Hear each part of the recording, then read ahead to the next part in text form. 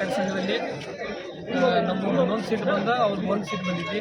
ಇದು ಬ್ಯಾಕೆ ನಾವೇನು ಹೇಳಂಗಿಲ್ಲ, ಇದು ಸತ್ಯಮೇವ ಜಯತೈತಿ. ಇಷ್ಟು ದಿವಸ ನಾವು ಪ್ರಾಮಾಣಿಕ ಸೇವೆ ಮಾಡಿದ್ದೀವಿ ಊರಾಗ, ಯಾರ್ದು 1 ರೂಪಾಯಿ ಭೀ ಏನು ತಿನ್ನೋದ ಮಾಡೋದ ಮಾಡಿದ್ದು. ಇದು ನಮಗೆ ಜನರು ಒಂದು ತೀರ್ಪು ನೀಡಿದ್ದು ನಾವು ಭಾಳ ಆನಂದದಿಂದ ನಾವು ಸ್ವೀಕಾರ ಮಾಡ್ತೇವೆ. ಈಗೆಲ್ಲ ಲ್ಯಾಂಡಿಗೆ ಎಲ್ಲ ರೈತರು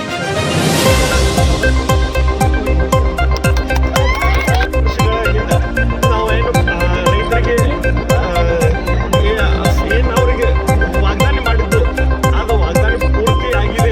ಅದು ಜನರ ಈ